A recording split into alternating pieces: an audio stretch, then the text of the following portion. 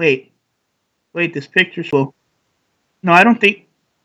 I don't think we need to thank Google, right? For the for the picture. You sure? Okay.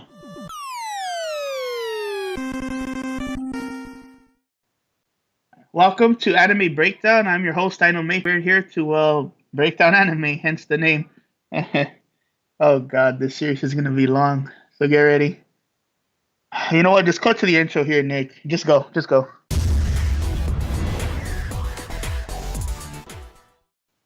Okay, so to start off this series, begin with the Fate Stay series. This one took me a while to watch.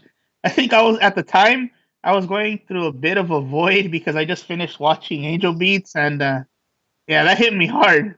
But let's not talk about that because God, please, why? On to episode one, the summoning of heroes. This episode is the start of the Holy Grail War. I'll get to that and why it's important in a bit, but let's take a step back and take things in order. And I know, trust me, I want to get to the war too. It's just let me get there. So we start off with a woman coming in and telling this man that his baby has just been born, and for some reason or another, he's clenching his fist. He goes to his newborn daughter, and that's when we find out that our main character is called Kiritsugi Emiya. Pretty unique, if you ask me. He's a pretty lucky man. Not only does he have a baby with one of the Ainsborns, which is one of the three main major families, but he can also say that I would be the reason why you died to her face, and she's okay with that. Like, try telling that to your girlfriend, and if break up with you, man, she's a keeper right there. I mean, he doesn't even recognize that she is holding his baby. Not a tear, no smiling, nothing. He just, I'm gonna be the reason for why you're gonna die.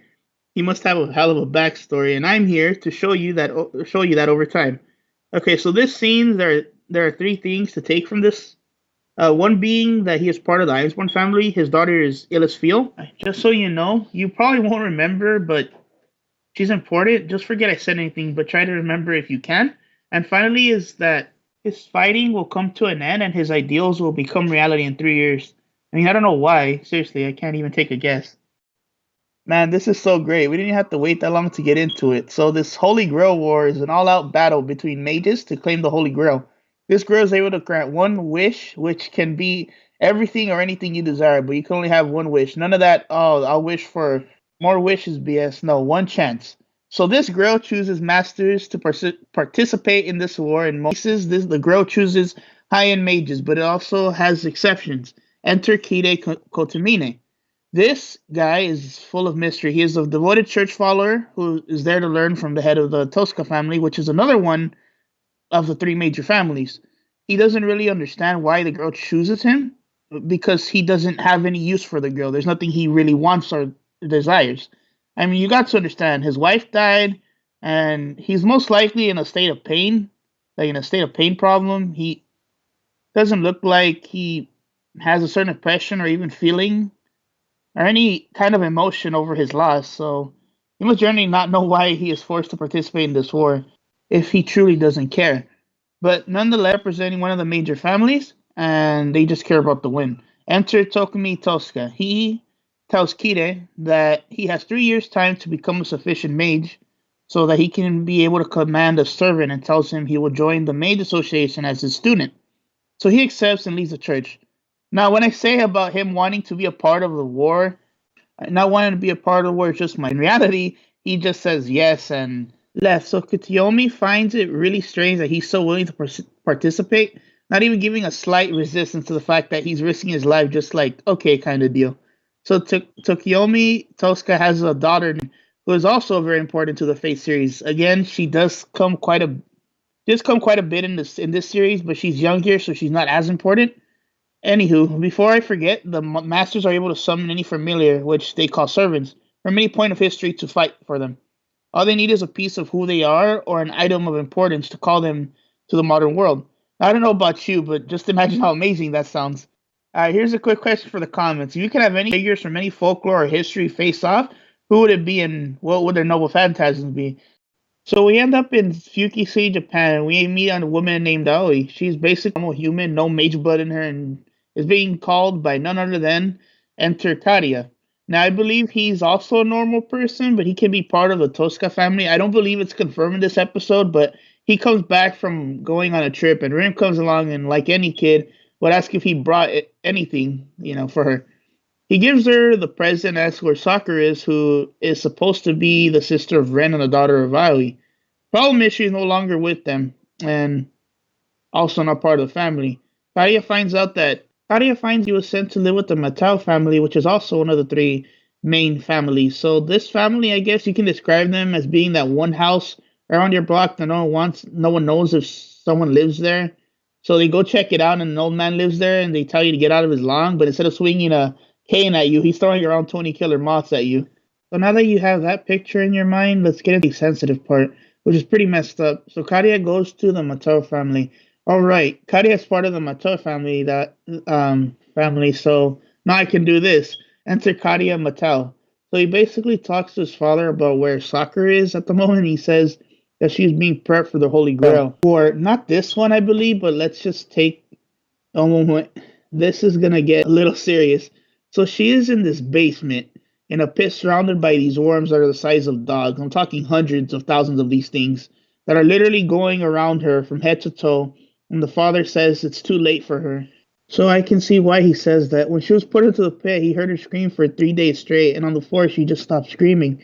If you can see what I see, man, she just looks broken. Her eyes are just see-through, and her face is just emotional, like she's not even there anymore. And if she is, it's not the same little girl she used to be. Just imagine the sheer fear she had when she was going to be put into that pit for the first time. If that was you or me, we both would have been gone, too.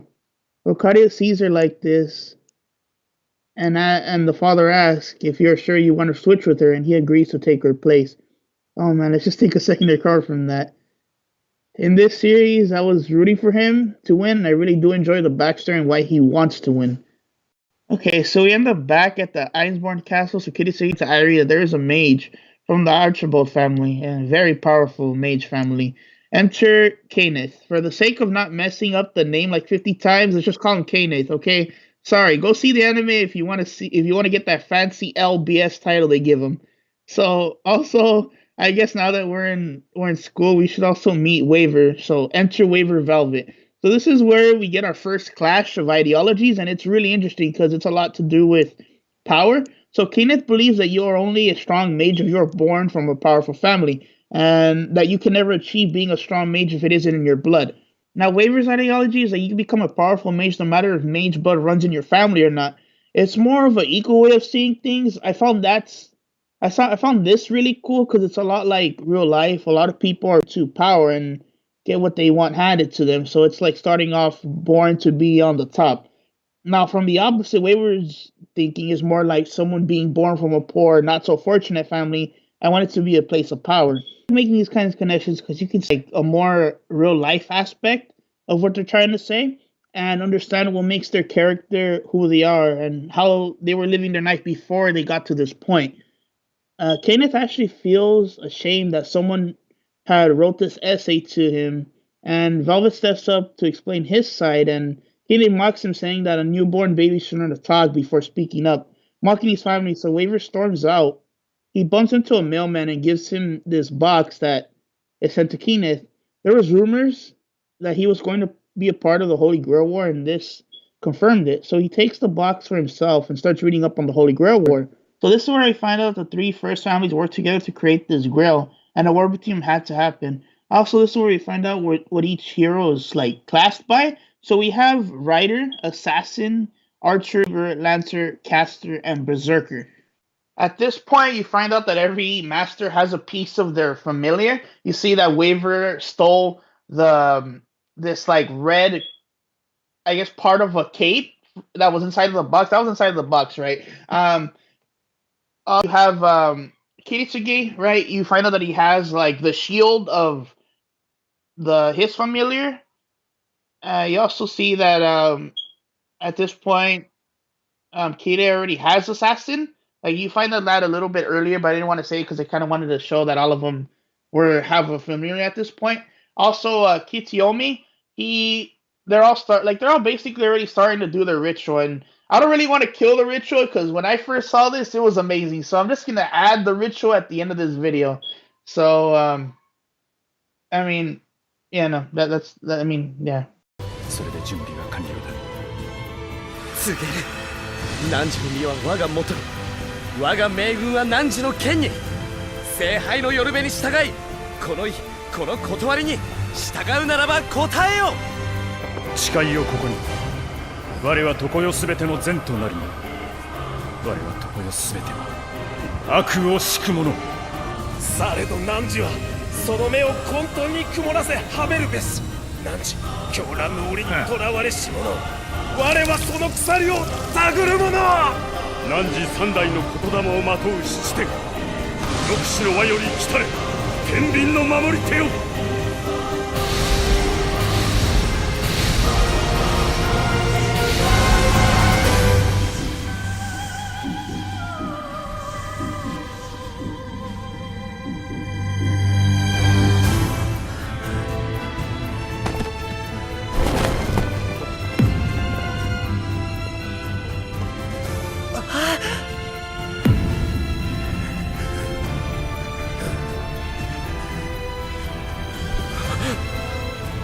勝ったぞキレイ。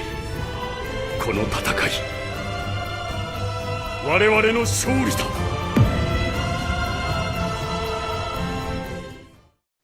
Alright, thanks guys for watching the video. This is my first time doing this kind of thing, and honestly it was really hard. So just so I can give a little thing back, I hope you guys enjoy these bloopers. Also, my friend is starting up a website. It's called Anime Summit. It's where we discuss a lot of topics of anime and gaming in general. So if you guys want to join that, there'll be a link in the bottom. Alright guys, this has been DInoMatrix and signing out. Fuck. Okay, go. Do it again. Do it again.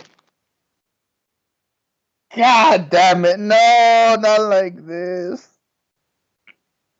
Fuck. Wait. My friend called me? No! Hold up, I'll be right back. Welcome to God damn it, dude. I'm not gonna be able to do that right. I'm telling you, this is fucking bull. Now my thing's gonna start doing a voice. Alright. Okay, god damn it. Okay, redo it. Just redo it. Fucking god damn it. Okay, start off this series, we're gonna start off to start off this series, we're gonna start off with alright, hold on, let me fix that. Okay. To begin? Yeah, I know. To start off this series, we're gonna begin with the Fate series. This one took me a long. God, fucking damn it! Okay, so to start off this series, we're gonna begin. Fuck! Had to fucking cough right there. Feels bad. This noise came out of nowhere, dude. Feels bad, man.